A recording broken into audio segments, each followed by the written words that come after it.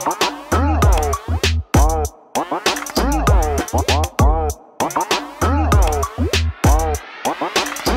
fellas, welcome back to my YouTube channel. My name is Saya. Settingnya beda ya dari yang biasanya. Itu karena di depan gua nih udah ada tumpukan-tumpukan buku yang mau gua unhaul atau mau gua lepas. Sebagian ada yang udah selesai dibaca dan kayaknya nggak mau disimpan. Dan sebagian lagi adalah buku-buku yang masuk masa probation dan nggak dibaca-baca gitu setelah masuk masa percobaan dalam kurun waktu 1 tahun ke belakang. Apa maksudnya buku probation? Kamu bisa nonton di video yang ini ya. Nah, karena ada banyak banget nih, jadi langsung kita mulai aja videonya. Ini yang pertama adalah novel-novel thriller yang dibaca, yang udah gue baca gitu ya, untuk ikutan klub bukunya Sofa Literasi. Ada No Exit-nya Taylor Adams. Ini sebuah thriller yang mencekam sebenarnya, tapi baru terasa menegangkan di sepertiga menuju akhir. Udah gitu tokoh utamanya agak sedikit menyebalkan gitu ya, jadi kayaknya nggak bakal gue simpen bukunya. Kemudian ada The Chalkman ditulis oleh C.J. Tudor. Ini adalah novel pertama yang gue baca dari penulis ini, C.J. Tudor ya, dan gue suka gimana cara dia membangun nuansa seram lewat narasi-narasinya. Sedikit mengingatkan, beberapa adegan di sini sedikit mengingatkan sama novelnya Stephen King yang Pet Sematary, tapi karena nggak sampai 5 bintang jadi nggak akan gue simpen bukunya. Kemudian ada ini dia 28 ditulis oleh Jong Yo Jong. Dibandingin sama The Good Son, gue sebenarnya lebih suka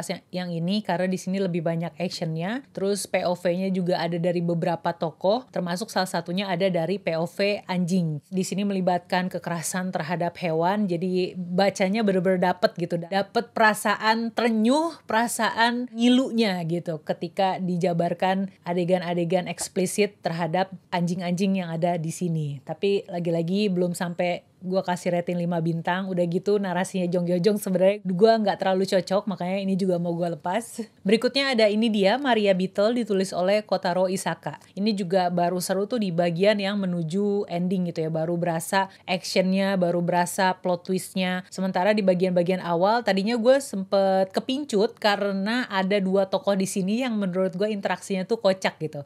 Kalimat-kalimat yang dilontarkan juga kocak, tapi keseringan diucapkan jadinya garing menurut gua, jadinya kayak aduh berisik banget deh, diem aja deh 2 tokoh ini gitu kan. Jadi ya itulah salah satu alasan kenapa gua nggak menyimpan buku yang satu ini.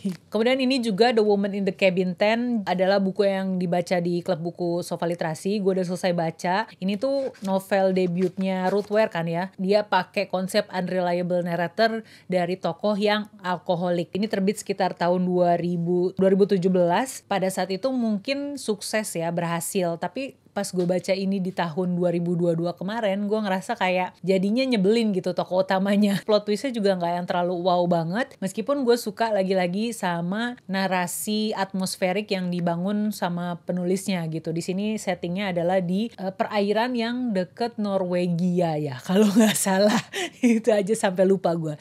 Jadi ini gak bakal gue simpen. Ada lagi 2 novel thriller, yaitu Invisible Girl-nya Lisa Joule sama The End of Her. Ini juga pernah gue share di video wrap up kalau narasinya di sini cukup repetitif ketika menggambarkan kondisi tokoh utamanya yang kelelahan karena bayinya sedang mengalami kolik. Itu terus yang diulang, yang bikin gue kayak oke, gue ngerti lu capek. Terus juga gue merasa tokoh suaminya di sini tuh nggak segitu mendalamnya dibahas, padahal dia yang punya masalah utama gitu. Jadi dia tuh didatengin sama cewek dari masa lalunya. Dia panik, pembaca disodorkan sama pertanyaan apakah dia bersalah atau tidak gitu, tapi nggak greget aja menurut gue narasinya. Jadi ini gue cuma kasih rating 2 bintang. Berikutnya ada ini dia Invisible Girl-nya Lisa Joule. Kalau ini gue lebih kayak sebel sama salah satu tokoh di sini ya yang mengungkit tentang incel, involuntary celibacy. Terus juga sebenarnya misterinya itu udah cukup dapet di seperempat menuju ending, tapi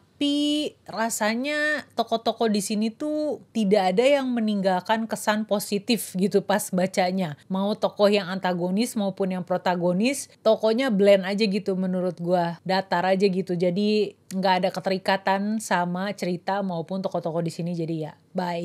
Berikutnya ada ini dia, Nine Lives, ditulis oleh Peter Swanson. Ini gue kasih rating cukup tinggi ya, kalau nggak salah 4,2, sama kayak The Kind Worth Killing. Tapi setelah dipikir-pikir lagi, ceritanya kayaknya nggak semengesankan itu sampai gue hangover setelah selesai membaca bukunya. Jadi ya ini mau gue lepas. Berikutnya ada buku-bukunya Clarissa Gunawan. Yang pertama ada Rainbirds, kemudian buku keduanya The Perfect World of Miwako Sumida. Meskipun gue suka sama narasinya Clarissa Gunawan gitu ya, tapi setelah gue pertimbangkan lagi kayaknya tidak terikat itu gue sama kedua cerita ini. Jadi daripada menu-menuhin tempat, mendingan gue lepas aja. Siapa tahu ada dari kamu yang bakalan jatuh hati dan menganggap kedua cerita ini sangat spesial sehingga kamu mau menyimpan bukunya. Kemudian gue punya ini dia, Ksatria Putri dan Bintang Jatuhnya di Lestari ya. Ini tuh gue dapetnya dari temen sesama booktuber, yaitu Maggie. Waktu itu Maggie bikin blind date with book ya kalau nggak salah, terus gue dapet buku yang ini. Udah selesai dibaca, gue suka sih, tapi karena udah bertahun-tahun gue nggak ada niatan untuk mencari atau membaca buku lanjutannya, jadi sepertinya seri ini pun akan gue drop dan buku pertamanya ini akan gue lepas. Berikutnya ada buku berilustrasi, yaitu ini dia, Hidup Gini-Gini Aja Nggak Apa-apa, ditulis oleh Fema Novitasari. Lihat dong gambarnya, lucu kan? Salah satu faktor kenapa gue beli bukunya. Terus di dalamnya juga sebenarnya gambarnya gemes-gemes gitu loh, kayak cute aja lah menurut gue. Terus juga beberapa narasinya tuh relatable sama yang gue rasakan, tapi cuma sedikit. Jadi menurut gue bukunya nggak terlalu memberikan keterikatan sama gue pribadi, jadi mau gue lepas aja. Kemudian ada ini nih, novel bahasa Inggris ya, judulnya Blackout. Ini tuh novel yang adults gitu, ditulis atau isinya tuh adalah tulisan dari beberapa penulis yang lumayan terkenal ya untuk kategori YA, seperti Tiffany D. Jackson, ada Angie Thomas, ada Nicola Yoon. Gue baru baca nih sampai segini, terus ngerasa kurang cocok.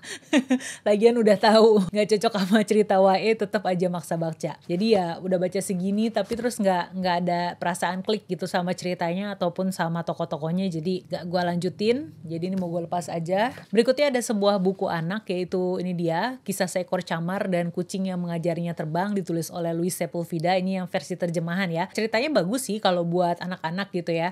Ada pelajaran-pelajaran yang bisa diambil, termasuk salah satunya bagaimana manusia itu adalah penyebab lingkungan atau alam tuh tercemar, dan itu bagus gitu buat diajarin ke anak-anak. Berikutnya ada novel science fiction dari penulis Indonesia, yaitu ini dia, Batu Manikam, ditulis oleh Bernard Batubara. Ini kalau nggak salah gue kasih rating 2 bintang ya, karena narasinya terlalu nyastra gitu ya, jadi gue nggak paham gitu sama apa yang sebenarnya terjadi dalam dunia yang diciptakan oleh penulis di sini. Padahal ini tuh tipis ya, dan mungkin kalau ada teman diskusi gue akan lebih paham ya, tapi kayaknya udah jarang yang baca ini karena ini terbitan lama. Jadi ya udah. Selanjutnya ada buku non fiksi, ini dia, Manusia Paling Dipuja di Seluruh Dunia, ditulis oleh Angga Prawadika Aji. Ini juga isinya bagus karena kita jadi dapet pengetahuan tentang kenapa tercipta sosok yang namanya selebritas gitu. Kenapa orang-orang mengagung-agungkan sosok selebritas. Di sini dikasih tahu backgroundnya atau sejarahnya sampai tercipta kondisi seperti itu. Buat kamu yang suka sama topik-topik budaya seperti itu ya, bisa coba baca ini. Berikutnya ada Berries dan Bullies dan juga Oscar Belajar Pergi. Yang ini kalau nggak salah gue kasih rating 2 bintang karena gue kurang cocok sama narasinya, pun begitu pula dengan ceritanya yang menurut gue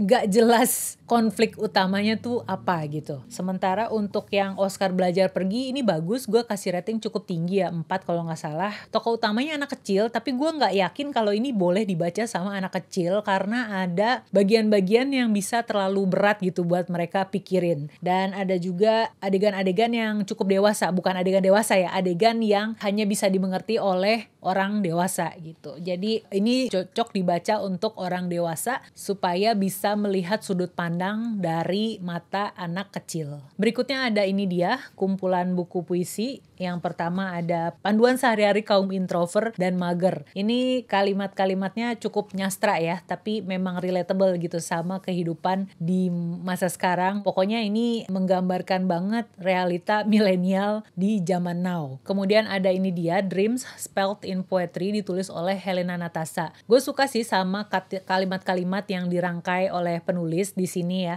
Pada saat gue baca itu gue ngerasa nyes gitu ke hati, tapi rasa-rasanya setelah dipikir-pikir lagi nggak segitu terikatnya gue sama isi dari puisinya sampai pengen gue keep bukunya. Berikutnya ada ini Every Word You Cannot Say, ditulis oleh Iain S. Thomas, tapi ini yang versi terjemahan bahasa Indonesia. Karena gue udah punya yang versi Inggrisnya, jadi yang bahasa Indonesia ini mau gue lepas aja. Berikutnya ada buku non-fiksi, judulnya The Lazy Genius Way, ditulis oleh Kendra Adachi. Ini adalah panduan untuk kamu yang super sibuk supaya tetap bisa melakukan segalanya gitu ya. Jadi males pun ada caranya supaya malesnya tuh produktif. Nah, gimana tuh males yang produktif?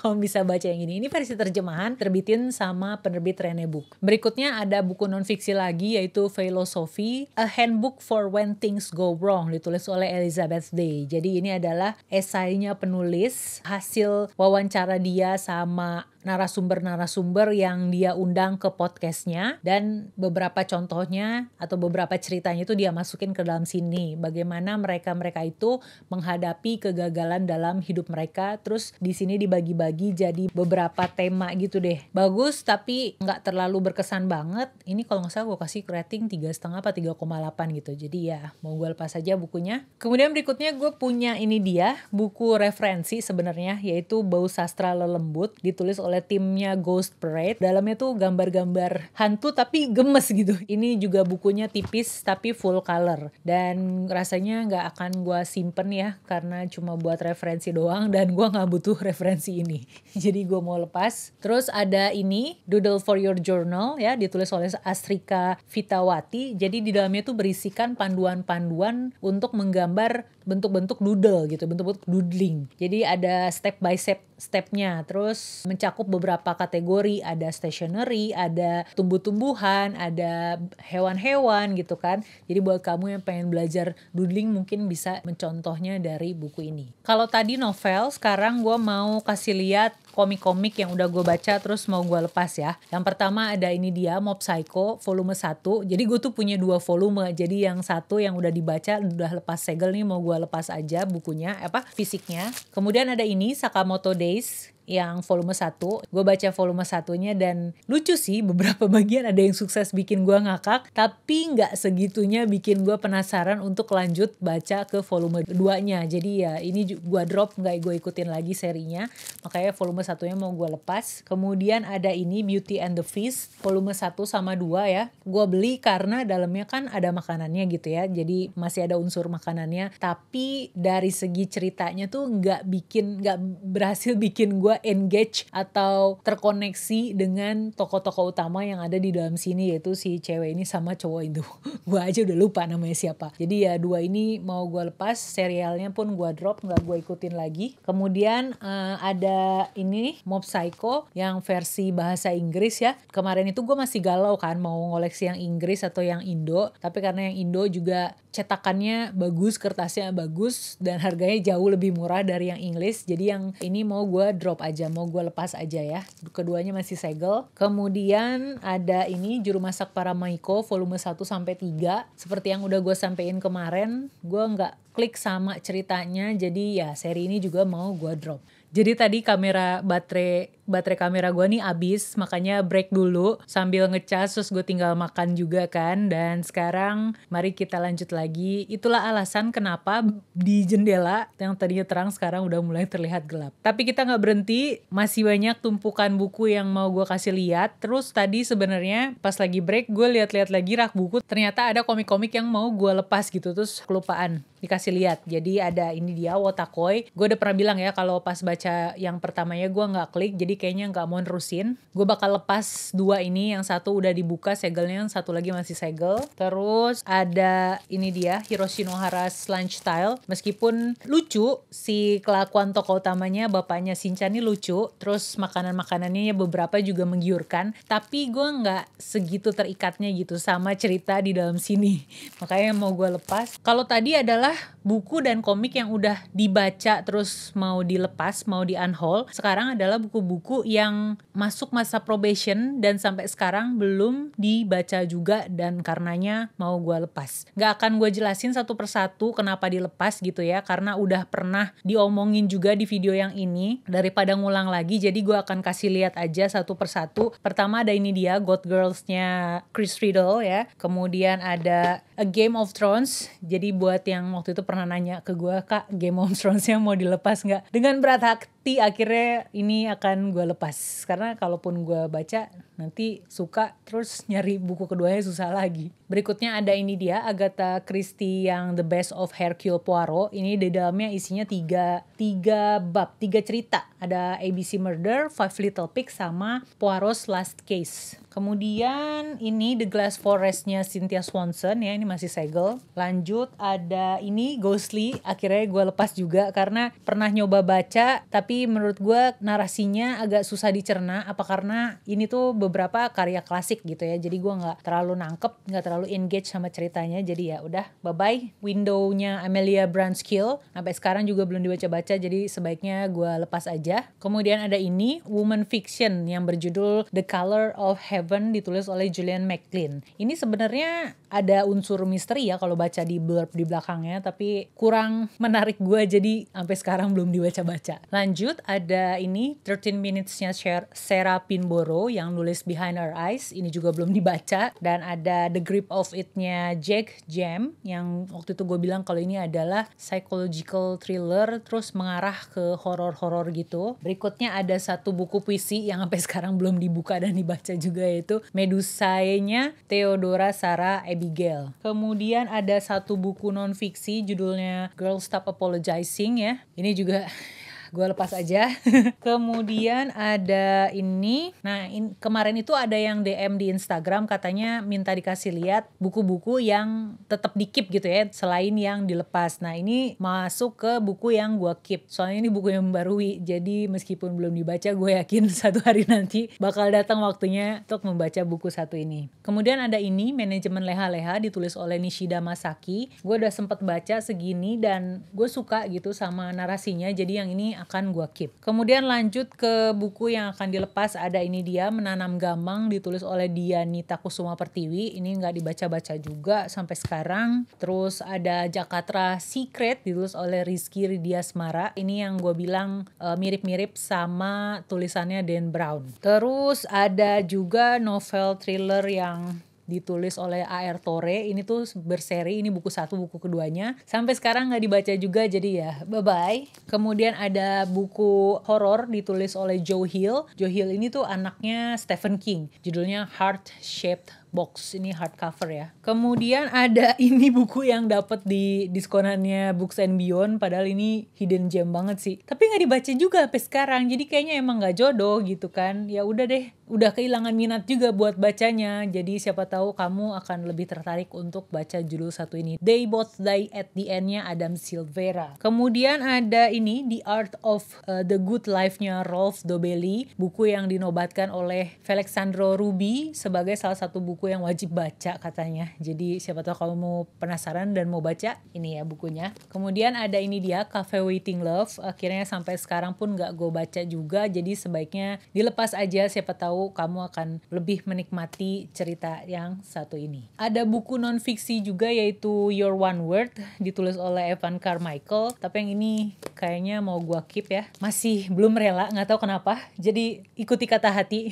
Jadi yang ini gak gue lepas. Kemudian ada Dan Brown yang Inverno. Ini tuh hasil dari tukar tambah yang diadain sama Potluck Podcast dan sampai sekarang belum dibaca-baca, jadi sebaiknya dilepas aja, siapa tahu yang lain akan lebih mengapresiasi untuk punya buku ini dan membaca ceritanya. Satu lagi buku hasil tukar tambah kemarin ya, judulnya Tabula Rasa ditulis oleh Ratih Kumala. Ini juga sampai sekarang belum sempet gue baca-baca. Ini bukunya udah ada bercak-bercak kuningnya, tapi menurut gue ini menarik sih, jadi daya tarik dari bukunya karena udah menguning begini. Kemudian waktu itu gue bilang mau koleksi 5 sekawan kan ya, yang ini, yang edisi ini. Tapi setelah dipikir-pikir lagi, ini aja yang udah punya koleksinya gak dibaca-baca gitu ya. Apalagi nanti kalau nambah lagi koleksinya, kapan mau dibacanya. Jadi ya sebaiknya gue lepas aja nih ke 5 judul ini.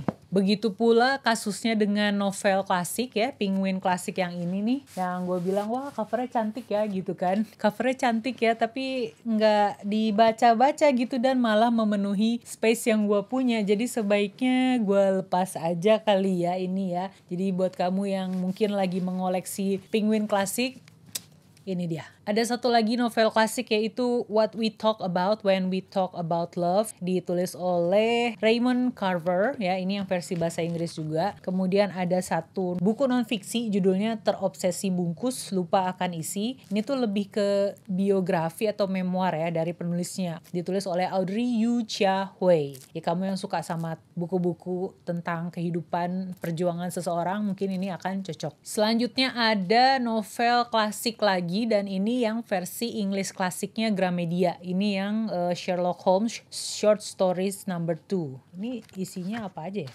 Sampai nggak tahu. Oh, ada Scandal in Bohemia, A Case of Identity, A Man with the Twisted Lip, The Adventure of the Regate Square, The Adventure of the Devil's Foot. Ya, ini dia. Buat kamu yang pengen mengadopsi buku-buku yang gue sebutin tadi, bisa lewat Shopee yang mana linknya gue taruh di kolom deskripsi bawah. Terima kasih udah nonton sampai detik ini. Jangan lupa like videonya kalau kamu suka, subscribe juga ke channel ini, dan kita ketemu di video-video berikutnya. See ya! Aduh, tinggal ngerapiinnya nih. 3 tumpuk, ya salam. Semangat ayah, semangat. Oke.